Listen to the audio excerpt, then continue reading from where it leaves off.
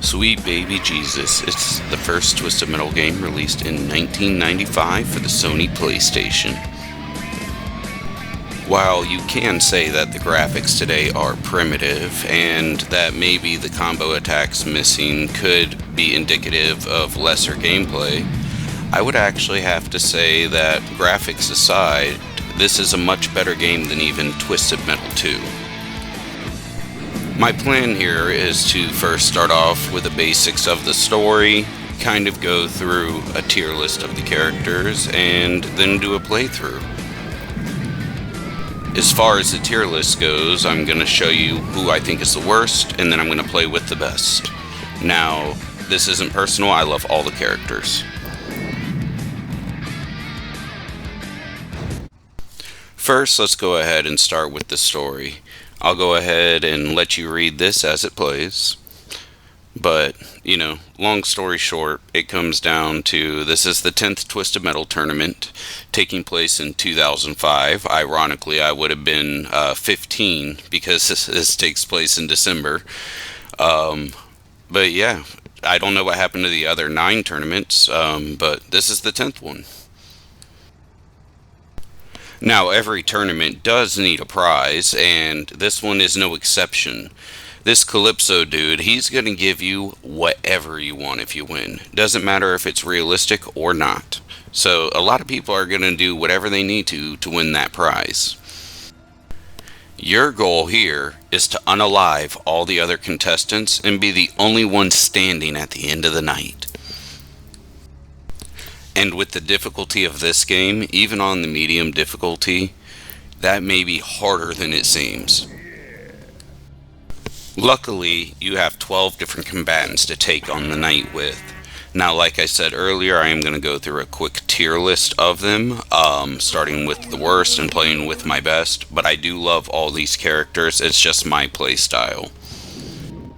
So please don't be offended if I put your favorite lower on the list than I put, what I prefer. It's not anything personal. In fact, I really find all these cards aesthetically pleasing. It's just everybody has a different play style. I did go into this game fresh, and I played with each character for a few levels to see how I felt with them before completing the full game. Now, when I say fresh, I'm not new to the series, but it's been years since I played the first game. I've mostly played Twisted Metal 2. Like, if I'm being honest, I think the last time I played this game, I might have been single digits. But with that aside, it's time to start our tier list. And up first, I know some people are going to be mad, but I've got Pit Viper, who unfortunately this is their only Twisted Metal appearance. They were supposed to be in Harbor City, but were cut because that game never was made. Now, this lady seems to be fighting for the dumbest of the prizes, honestly, $1 million in cash. Now, I know the story for this game was written in 1995, where $1 million is a lot, but you could have wished for anything. Why that?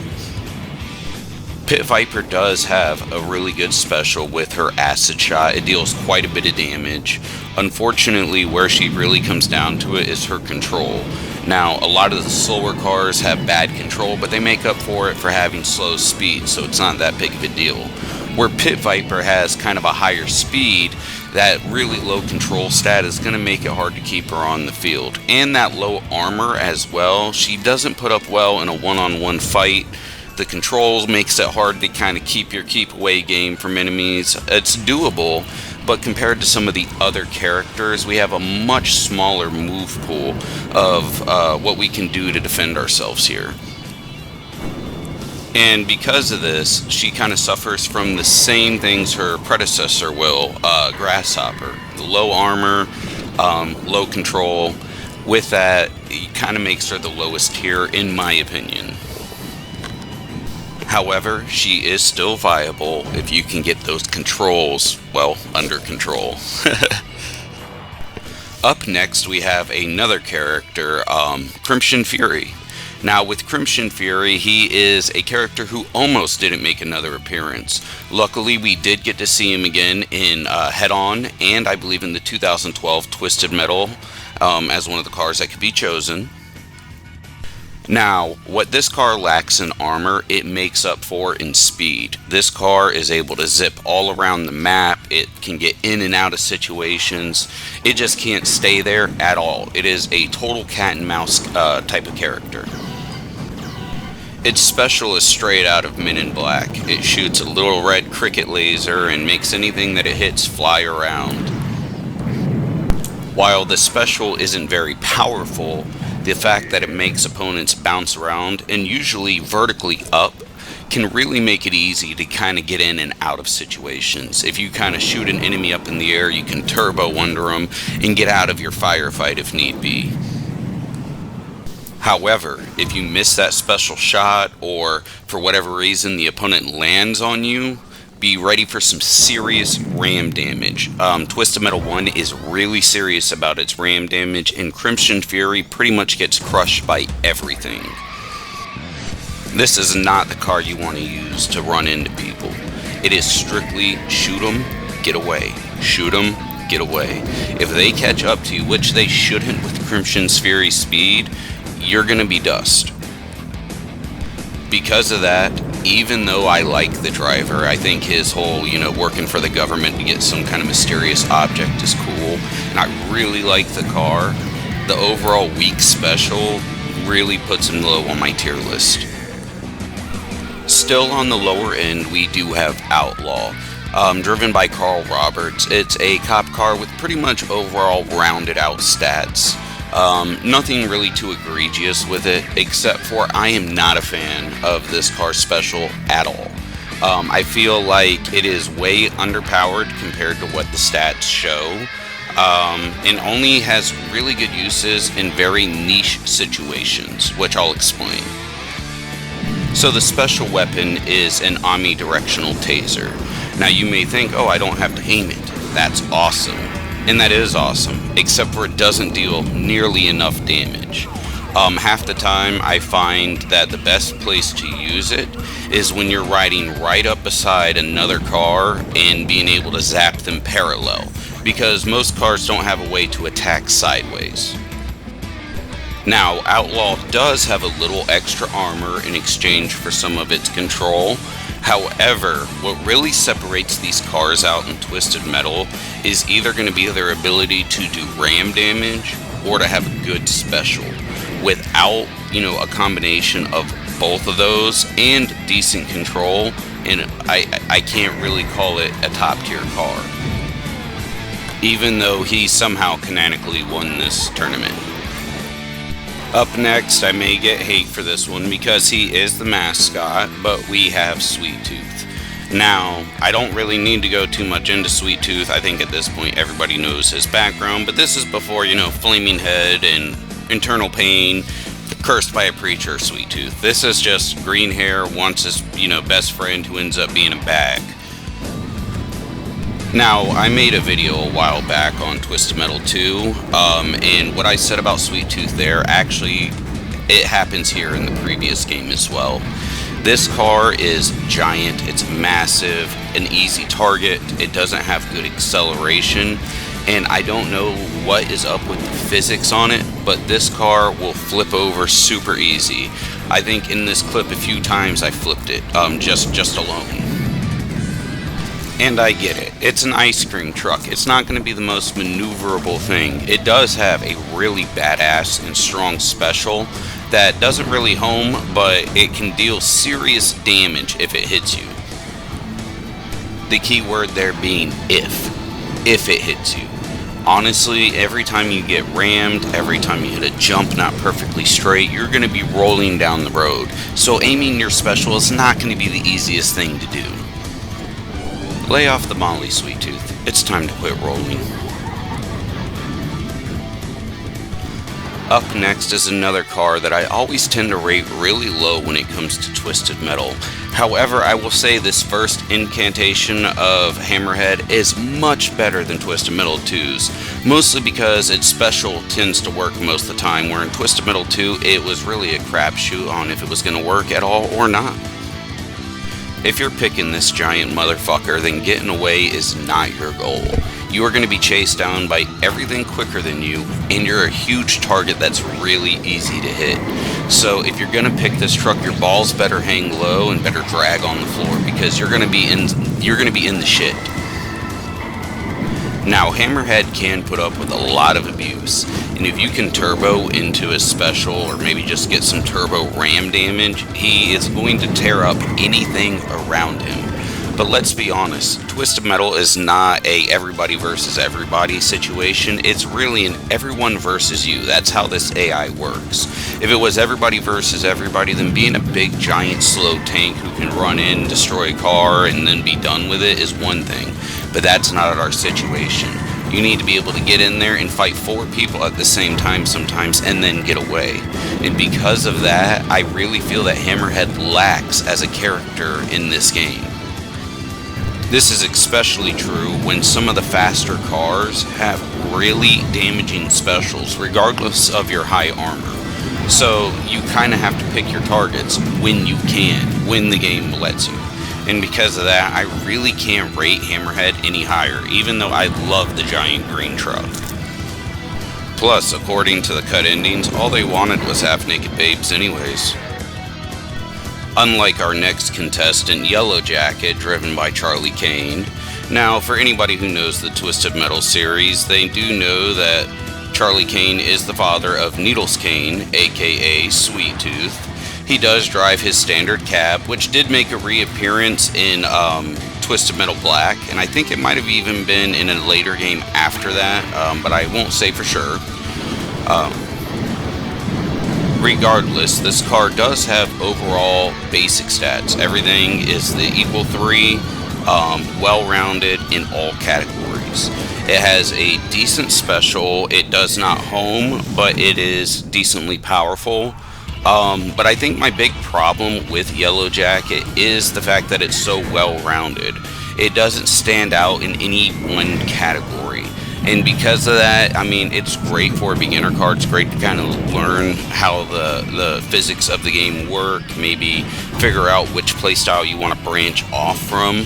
But when compared to everybody else and their movesets, their playsets, he's literally middle of the line, which is where he should be according to his stats.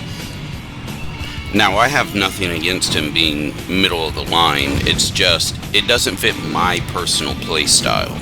I find that overall playing as a taxi is really cool, but because he doesn't fit my style, I can't rate him higher. And that kind of goes in with my next character on this list, Roadkill, driven by Captain Spears. Now, we all know that in future games, Roadkill is mostly going to be driven by Marcus Kane, which is just Needle Kane's alter ego. But in this game, he was actually driven by someone completely different, not our beloved Marcus. Now, Roadkill is the character I tried out the first-person camera on, which is a feature in this game. It's kind of cool. It's something I wish would have came back in future games, but it's kind of just a inside car overlay over the first-person view of the later games. But really, with something so simple, I wish they would have brought it back. Now, Roadkill suffers with some of the same kind of problems I had with people like Outlaw and Yellow Jacket. The overall rounded stats. I mean, that's great for most vehicles, most players. It's good to have very middle of the road cars. However, with Roadkill, nothing stands out about him. He has a cool special where he kind of shoots one of those javelins off the top of his car. At least I think it's one of the javelins off the top of his car, even though it comes out of the front. It does serious damage, but once again, it is non-homing. He does have really decent armor, so there is that. He can put up decently in a firefight and has enough speed and armor to get away successfully, which makes him higher on the list than some of the others, but still not best. And speaking of high armor, we actually have next who most people would consider the best character in this game. I know a lot of people prefer to do speed runs with this character, Warthog. This is because he does have decent armor. He's not very quick, but not only does he have the decent armor, he has very good ram damage and a very decent special. However, when it comes to playing as Warthog, I find the vehicle is too slow. I don't like slow vehicles, not unless they have a huge trade-off. And Warthog's kind of overall other stats outside of his armor and his special really aren't big enough of a trade-off for me to select him as my character of choice. Now, I know, that goes against everybody else. It goes against the speedrunners, but that is just my personal opinion here. And trust me, I've seen the videos. I've seen what his special can do, coupled with ram damage, with a turbo ram damage. I've seen people clear out the streets with him. It's just, I can't do that. It's not my playstyle when I'm playing Twisted Metal. And if I am going for ram damage, I'm going to go for somebody who deals way more ram damage, in the off chance I pick that. So because of that, Warthog, as much as you are a staple of the Twisted Metal series, I just can't put him any higher on this list. And what honestly sucks is when you guys see my next pick, you're going to call me a hypocrite because I just talked about armor and ram speed, but that's just the character who comes next actually has a reason for that pick, and I think it'll be pretty obvious. I am talking about Darkseid, driven by the mysterious Mr. Ash. Now, you may have just heard me talk about how slow and armored Warthog was, and you may have even heard me mention the same thing about Sweet Tooth and Hammerhead. However, Darkseid has one big difference, and I'm going to lay it down for you. Serious fucking ram damage. Go ahead, hit a car, ram into him. Most cars are going to be flattened in seconds, like seconds flat. I think I took out Thumper here with less than a few hits, just ramming into him, didn't shoot a single weapon. Does his special suck? Absolutely his special sucks. It's really just a sound effect for when you're ramming into people. If you really want to know why Darkseid's higher than Warthog, ram shit. Pretend you're the football team. I don't give a fuck, just do it. It'll make the game so much easier. If you're getting frustrated, like playing as some of the smaller cars, you want to play something big and powerful, pick Darkseid. Turbo boost into any and everything. Maybe not Minion, but pretty much anything else will fucking suffer to your front grille. It's like playing Halo on the easiest difficulty. Enemies will just cower at your feet while you run over them, teabagging them with your 6 axles, or 3 axles, or however many fucking axles a semi-truck has. Which, after doing some basic math, is 3 axles, which is actually 3 more than Twisted Metal 1 has. So yeah, argue with that logic. Now I'm going to be honest here, these final 3 cars were really hard to choose from, and so they kind of all are top tier for me. But starting off the list, we got Spectre, driven by Scott Campbell, which this is the first time that name Spectre for the car makes, the most sense. Yeah, it has the Spectre missile, which can kind of fly through any, obstacles in the environment and hit enemies that maybe wouldn't be in your direct line of sight. I get that. But this car is driven by an actual fucking ghost in the first game, meaning the name Spectre has more meaning than just the fucking special weapon, and that's pretty damn cool. Not to mention that this is a 65 Stingray Corvette. I mean, it's not the 63, but 2 years off ain't bad. Because the low armor and the high speed, this is another cat and mouse type of character, but the big difference here is that Phantom missile, the Spectre missile. The one that kind of goes through objects and hits enemies even if they're not in your direct line of sight. Whenever you're playing a cat and mouse game where you need to get in, do some damage and get away, it's even better if you don't have to see the enemy. If you can let your special do all the work and you focus on keeping your ass alive and not grass, then that's the way to go. And because of that, you find that Spectre has a lot of maneuverability depending on the level. And I really find out that the level is what makes or breaks Spectre. If it's a smaller level, especially Arena, you're not going to have the maneuverability needed to kind of keep away from the enemy while still peppering them with these special weapon missiles. Unless you're playing the secret level, Fight for Your Life, which is 5 players in Arena, you're not going to be dealing with a high enemy count in most small levels, so this can be mitigated with decent play. You just really do have to keep an eye on Spectre's health and you'll be good. And we got the final one before the big reveal. We've got Thumper, driven by Bruce. This little pink, probably an Impala if I'm being honest, because it looks very much like an Impala. But this little pink car is a death machine with the fires of hell shooting right from the front of it. Now I know technically Darkside Special is the fires of hell, but they should have taken some notes because these fires burn a hell of a lot hotter. This car has some damn impressive stats, except for its handling, but realistically, this is one of those situations where the armor, speed, and special weapon really cancel out the sucky handling. This thing will torch an enemy in seconds. If you can land this special, even though it's kind of a short special, if you can land it on an enemy, you're going to deplete half their life bar, sometimes more depending on which enemy you hit with it. And he starts with 2 of them, so this can erase an entire enemy right at the start of a match. If you couple this with his decent speed and really good armor, you actually have one of the best characters you could possibly play. They can get in there, they can deal some damage, they can tank some hits, and then they still have the ability to make a quick escape. And only a few of the cars in the game are going to be able to keep up with them.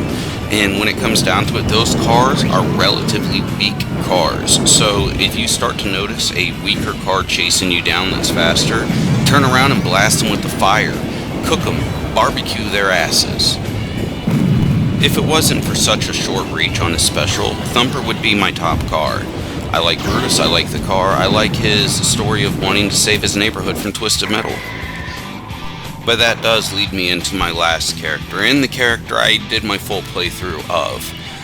Right here we have Mr. Grimm. Now you may be thinking, Travis, are you a fucking idiot? Why would you play as Mr. Grimm? That's like playing the game on hard mode. I can understand where you're coming from. But see, while I may have talked earlier about weak armor and, the inability to put up in a fight, one thing I haven't mentioned so far is vehicle size. And when it comes down to it, Mr. Grimm is the smallest vehicle. He has really good speed and handling, low armor, and the most damaging special. So when you're playing as Mr. Grimm, you really want to kind of get in, hit him, and get out. But it's easier to do because he's small. My first battle was in Arena against Thumper. Now, I tried to focus mostly on using my special and ending this fight relatively quickly. I did also kind of play around, getting a feel for how Mr. Grimm's physics would work within the game. Kind of getting more comfortable to it, because as I was playing with the other cars through my playthroughs, you kind of get used to playing as them. So I kind of took this first level to really get back in and show Bruce who the fucking boss of the arena is. Now you may notice there is some slowdown. I think this was an emulation error. This happened on a few stages, mostly Arena and Warehouse District, though Assault on Suburbia had some really weird glitches whenever you would enter the canal area, which I believe you'll get a brief view of, but any kind of slowdown, anything like that, is just an emulation error. And while these errors may affect the viewing experience, overall as far as the gameplay experience, they didn't seem to bother me too bad. I toyed around with Thumper knowing that this fight didn't need to be taken too seriously, and I eventually treated him like he needed to be treated, cut his heart out and put it under the floorboard so he could live up to his name. And with that, Arena was beaten and I was ready to face the Warehouse District with 3 more assholes to kill. Fighting through the horrible slowdown of this level, I was able to quickly use my special to take out Pit Viper, though I sustained quite a bit of damage on that fight. This led me to start cat and mousing around the level, hoping that I would be able to find some health soon, or hopefully at least just not fucking die, because I was going against Warthog. But after making a quick getaway and a few fast turns around the city, I was able to hit him with a Screaming Soul and make that Warthog my war bitch. Now it was just me and Roadkill, and my health was precariously low. Whatever was I going to do? I continued to race across the city, looking ever for a health kit, something to heal me. to bring me back into the fight, able to sustain against the infinite killing of the road. No, I'm just kidding. Instead, what I ended up doing was making a few bad turns and then missing a special in an alleyway, a very thin alleyway where I shouldn't have missed the special. But that's my fault, and for that I was met with the gift of death. A gift that I wiped my tears away, picked up off the ground, and proceeded to walk over and shove right back up Roadkill's ass. Sorry, homie, I don't take gifts like that. And now, I was ready for Freeway Free-for-All, a level that's actually really fucking tough the first time you play it, until you realize you just drive in a giant fucking circle and take pop shots when you can. So because of this, I proceeded to treat this like NASCAR and continually make left-hand turns while trying not to crash into people head-on. It was overall a pretty effective strategy. This mostly seems to be because nobody ever fucking chases you on this level. They tend to go the opposite direction of whichever way you're driving and try to crash into you head-on. So because Mr. Grimm's special shoots directly in front of him, it's easy pickings as long as you can keep your aim straight and avoid the oncoming attacks. Doing this, I easily took out Outlaw and was on my way to take out a second unlucky victim. Thumper was quickly unalived as well. I did a quick heal, noticing two more targets moving closer to me on my radar. Both Warthog and Crimson Fury were coming for some of this smoke. I hit Crimson Fury with a quick special, and then quickly swerved over to grab rear missiles. It was time to shit on them for real. I quickly dispatched Warthog using my Ass Blast missile. Now, there were only two of these dumb motherfuckers ready to die left. I continued to channel the spirit of Dale Earnhardt Sr. and make left turns without any kind of mistake or possibility for error. Grabbing another health, I knew I was ready to lodge my foot up somebody's anus. For those that don't know, in the first Twisted Metal, there's these little civilian pricks with machine guns and missiles. They start firing on me as I fly by. Not fans of the big number 3, I see. Fuck 'em. Going full south, I channeled the Dukes of Hazzard while looking for my enemies. Channel Dale Earnhardt one more time. I know that this final stretch is going to be the end. I can see them on my radar. I know they're going to be headed right towards me. I get myself ready, and I know that this is going to be a one and done deal. I'm able to take out the first one and then the second. And with that, we get right on into River Park Rumble. Now, I'm not gonna lie, I believe this is where I had to start using passwords. This game gets really fucking hard really quickly. Also, when editing this clip is when I found out that River Park Rumble was not captured. Now, I could have went back and redid this. I did not use a password to skip it. I can promise you that. I was able to beat all the levels. But for some reason, my capture card just did not capture River Park Rumble. So the next stage is actually going to be Assault on Suburbia that I show. But just know my playstyle is the same between all stages. I cat and mouse, and I focus on my special. With Mr. Grimm, that's really what you want to focus on. I spend some time dealing damage, and ironically, this is one of the few times the AI actually took out somebody while I wasn't looking at them. I'm not sure how they were killed, but I can assume it was Darkseid. From here, I continue to kind of play it like a cat and mouse game. I'm able to land a pretty decent special on Hammerhead before getting away and finalizing Darkseid's ass. This level has the most enemies, and with Darkseid down, that leaves me with just 6 left to kill. However, I am unalived again. However, I come back with a vengeance and a plan. I go ahead and I see Warthog trying to make a quick escape. I unalive his ass and then turn around and put that laughing clown down out of his place. This left me with just 4 enemies, and that's 4 enemies too fucking many. Bye, Outlaw. After a little while, I kind of noticed that it looked like the enemies were fighting each other while trying to get to me. So I patiently waited as one of them killed a fuck another one of them. I'm not sure who killed who, but I think Crimson Fury was the one who died here.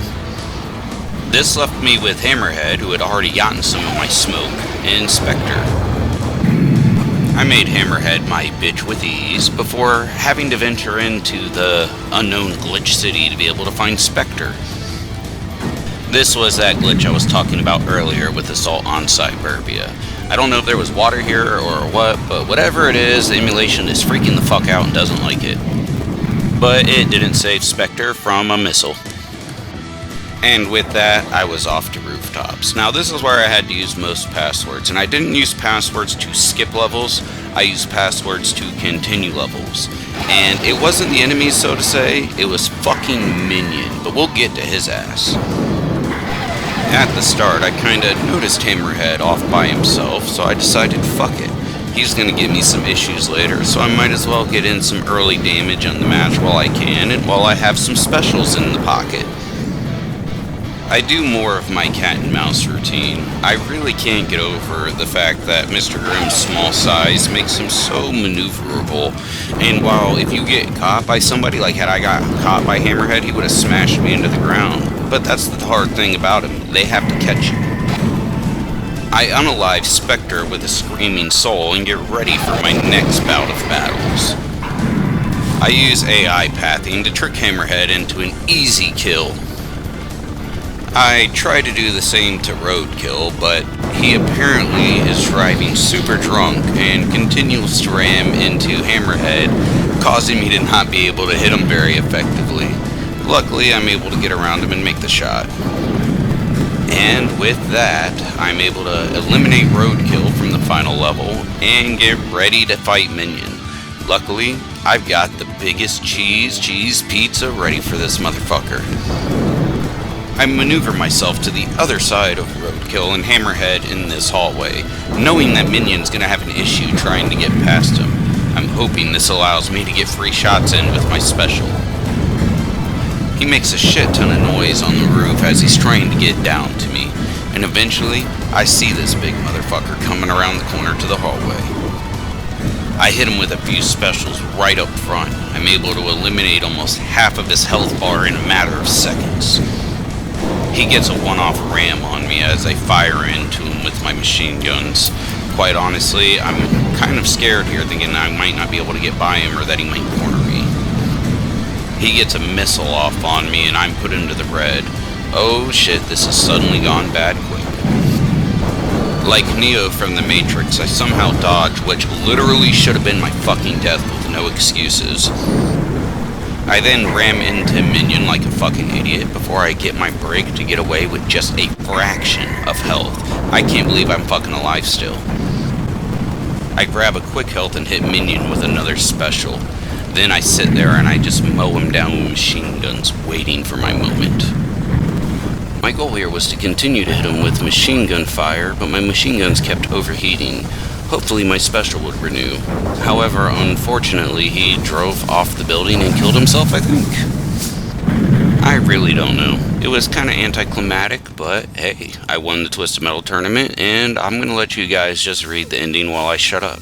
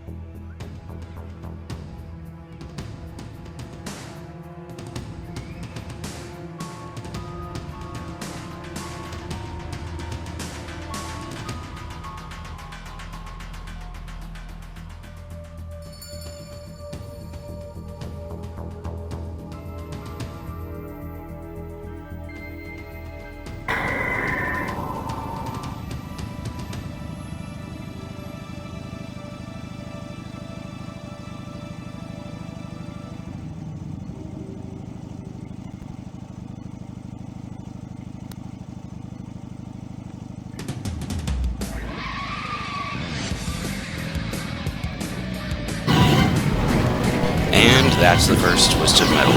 Now, there are some on here who like to claim that it's not a great game. I'm looking at you, Kongdu. But, in its defense, I find that for its time, it's actually really good. And I feel like some of the innovations from Twisted Metal 2 actually detract from the game. The combo attacks are less effective ways of using attacks that were already available.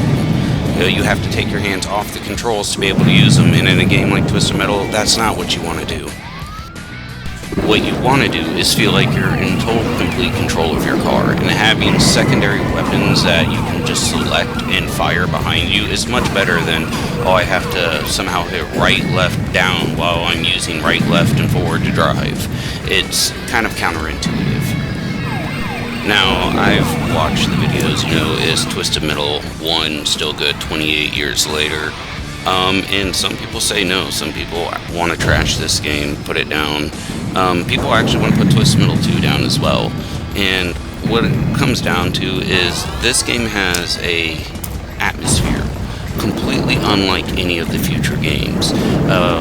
There's something so raw and 90s about it that you can't just recreate it, and because of that, it's always going to be the best to me. So while nobody's going to agree with me, at least not Kongdu, this is probably the best Twisted Metal ever made, and in defense, I love it and so should you. If you haven't played it, play it.